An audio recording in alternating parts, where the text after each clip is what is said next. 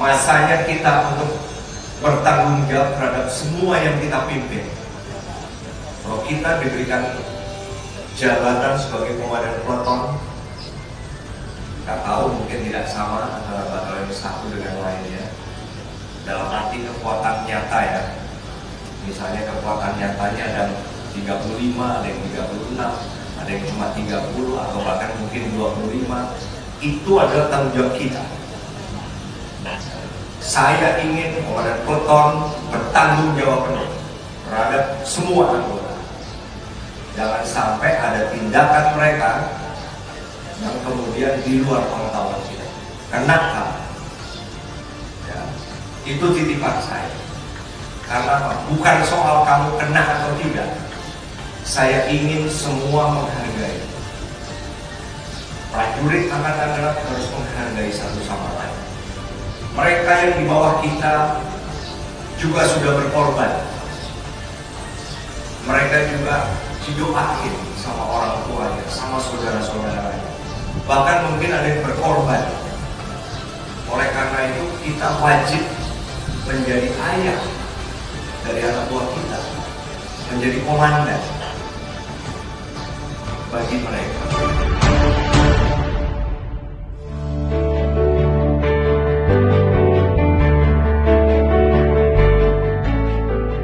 Nama saya Letda CKM, Dr. Jason Anthony Wibowo, Master of Research in Stem Cell. Saya lahir di Jakarta, tanggal 13 November 1993. Ayah saya bernama Sugiarto dari keturunan Jawa, dan ibu saya bernama Elisa Fausia Sinaga dari keturunan Jakarta, Tionghoa.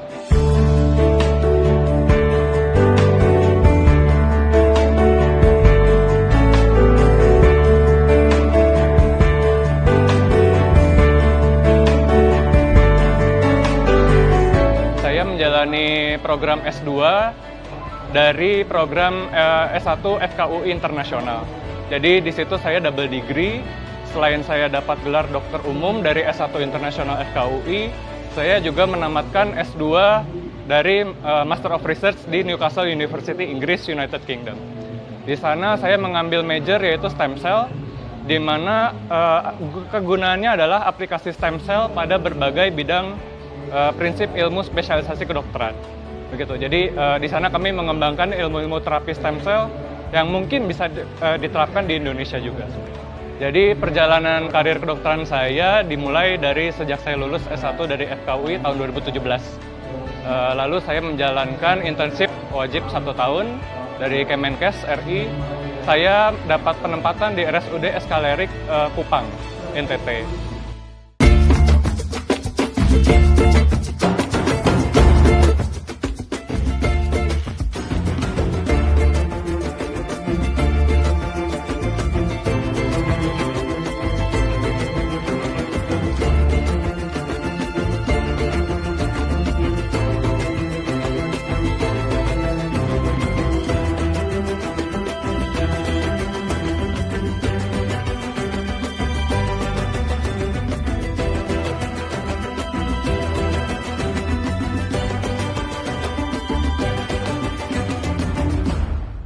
Kenapa saya masuk TNI itu adalah waktu saya mengikuti Baksos dengan TNI AD.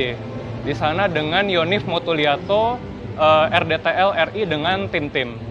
Di sana kami melakukan operasi katarak gratis untuk masyarakat sekitar di Wini, Nusa Tenggara. Nah dari situ saya melihat bahwa TNI AD itu memiliki korps kesehatan yang besar. Mereka dapat menaungi dokter-dokter dan nakes-nakes yang lain untuk bisa berkembang. Di situ saya tertarik, mengapa tidak saya yang saat itu masih dokter sipil, mengapa tidak saya juga bergabung ke TNI AD. Karena dengan saya bergabung dengan TNI, saya bisa semakin memperluas pengabdian saya sebagai profesi dokter dan juga dapat menjangkau masyarakat Indonesia lebih luas lagi.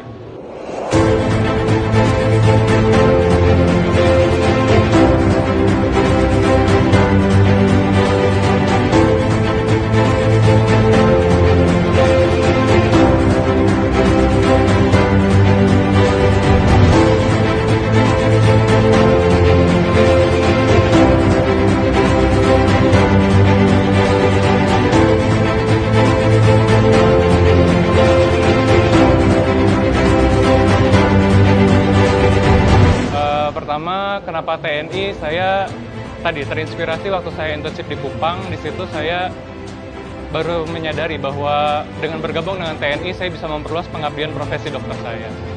Lalu kenapa darat? Angkatan Darat memiliki korps kesehatan militer yang begitu besar, dengan rumah sakit yang begitu luas juga, tersebar dari Sabang sampai Merauke, dan itu membuat saya menjadi semakin tertarik.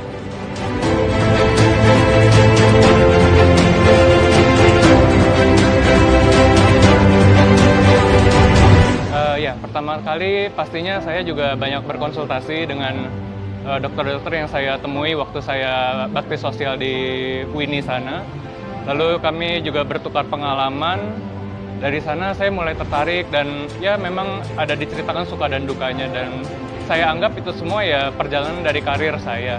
Jadi kalau kita sudah bertekad, kita berkomitmen, apapun yang kita hadapi pasti bisa kita lewati. Itu yang selalu saya pegang dalam prinsip saya.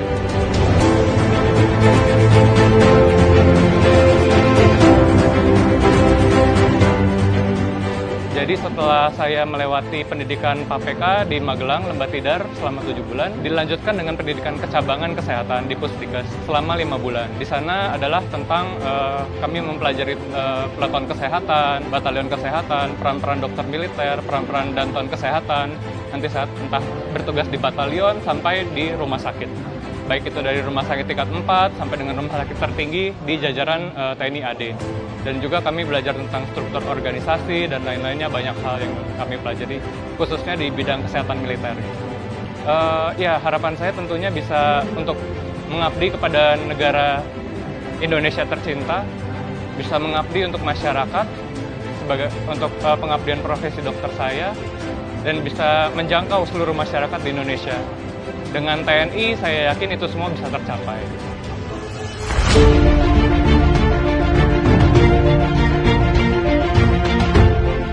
Rasa terima kasih saya kepada mereka yang belum selesai pendidikan saja sudah dipakai di beberapa rumah sakit, betul kan?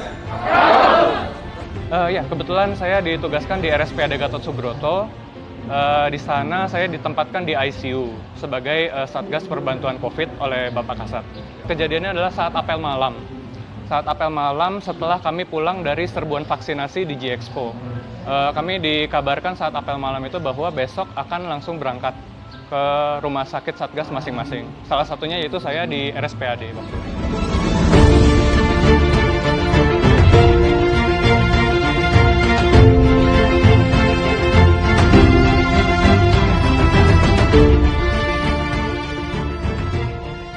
Itu habis apel malam memang betul saya telepon ibu saya gitu. Saya kasih kabar bahwa saya diberikan tugas untuk menangani COVID di RSPAD. Ya, ibu saya cuma ya selamat bertugas, semoga selamat, tetap sehat, begitu saja. Yang penting tadi ya dukungan keluarga itu juga sangat berperan, dan motivasi dari dalam diri, tekadkan diri, ubah mindset bahwa kita akan menjalankan tugas ini dengan selamat, dengan bagus, dengan berhasil, dan juga selalu bawa dalam doa apapun yang kita kerjakan. Itu saja yang selalu saya pegang.